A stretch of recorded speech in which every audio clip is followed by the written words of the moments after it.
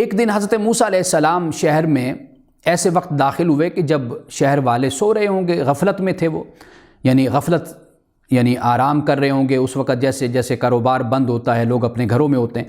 فواجد فیہا رجلین یقتتلان، حضرت موسیٰ علیہ السلام نے دو بندوں کو لڑتے ہوئے آپس میں دیکھا۔ ھذا من شیعتی، ایک تو حضرت موسیٰ علیہ السلام کے قبیلے سے تھا، قوم سے تھا، وھذا من عدوی، دوسرا قبطی تھا، یعنی آپ کے دو جو مقابل فرعون کا جو قبیلہ کہہ لیجیے اس میں سے تھا۔ فاستغاثہ الذی من شیعتہ، جو آپ کے قبیلے سے تھا اس نے آپ کو مدد کے لیے پکارا اس کے خلاف جو آپ کے دشمن قبیلے سے تھا۔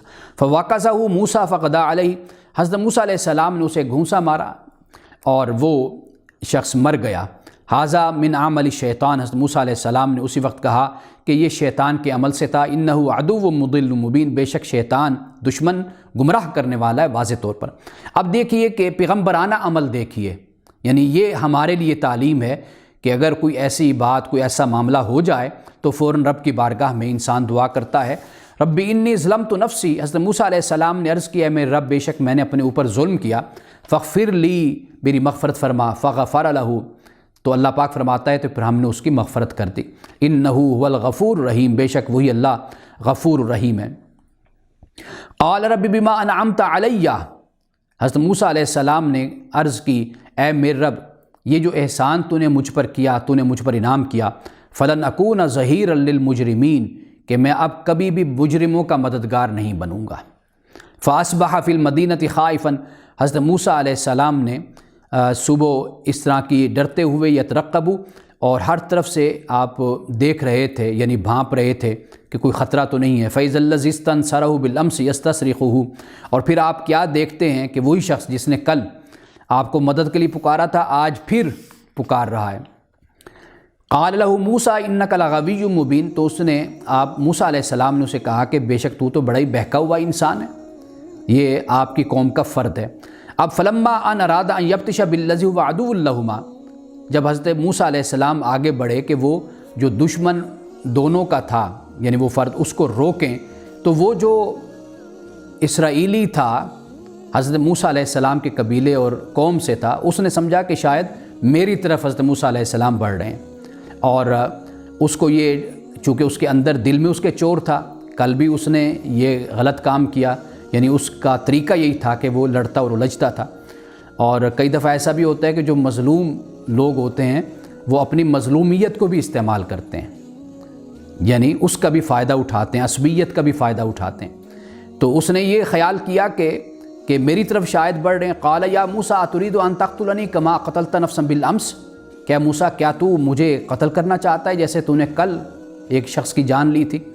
ان تريد، تو یہ چاہتا ہے کہ الا ان تکون جبارا فی الارض، کہ تو زمین میں جابر بن جائے، وما تريد ان تکون من المصلحین، اور تو اصلاح نہیں کرنا چاہتا، نہیں چاہتا کہ تو اصلاح کرنے والوں میں سے ہو۔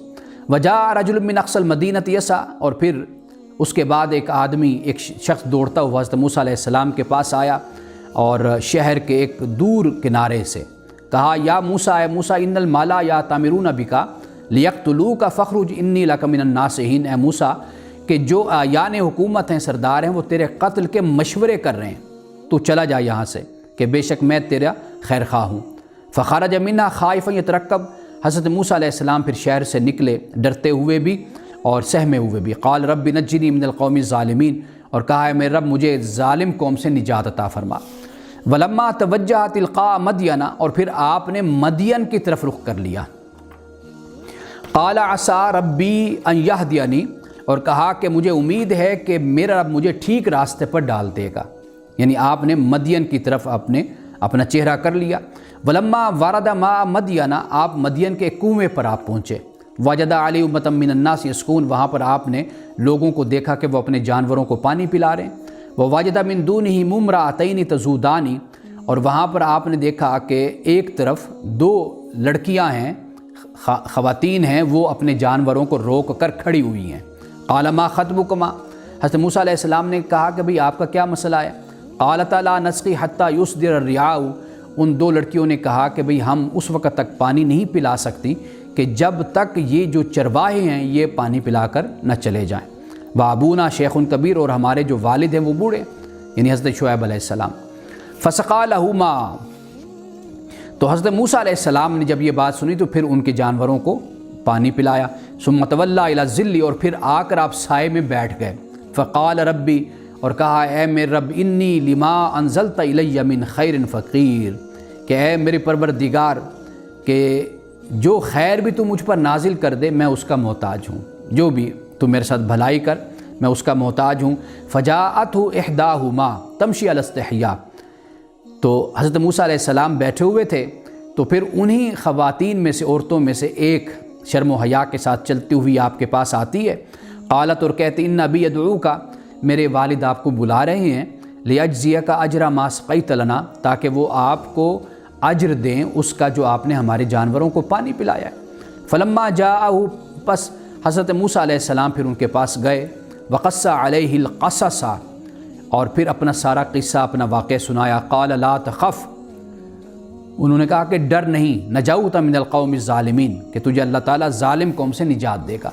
قالت احداہما، اور ان میں سے ایک نے کہا کہ یا ابت استاجرہ، یعنی ان دو لڑکیوں میں سے ایک لڑکی نے یہ کہا کہ ابا جان اس شخص کو، یعنی حضرت موسیٰ علیہ السلام کو آپ اجرت پر اپنے پاس رکھ لیجئے، ملازم بنا لیجئے۔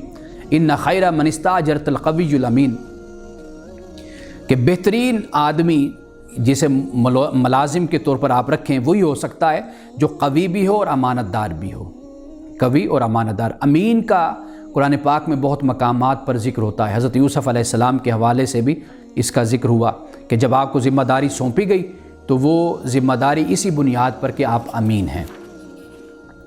قال انی اریدو، کہا کہ میں چاہتا ہوں کہ ان کے حق احد ابنتی ہاتین علی ان تاجرنی ثمانیہ حجج، میں چاہتا ہوں کہ اپنی دو بیٹیوں میں سے ایک کا نکاح تمہارے ساتھ کر دوں، بشرطے کہ تم 8 سال میرے پاس تم ملازمت کرو، یعنی میرے پاس اجرت پہ کام کرو۔ فَإِنْ أَتْمَمْتَ عَشْرًا فَمِنْ عِنْدِكَ، اور اگر تو 10 سال کر لے گا تو یہ تیری اپنی خوشی ہے۔ وَمَا أُرِيدُ أَنْ أَشُقَّ عَلَيْكَ، اور میں نہیں چاہتا کہ میں تم پر سختی کروں، یعنی بوجھ ڈالوں۔ سَتَجِدُنِي إِنْ شَاءَ اللَّهُ مِنَ الصَّالِحِينَ، اور انشاءاللہ تو مجھے صالحین میں سے پائے گا۔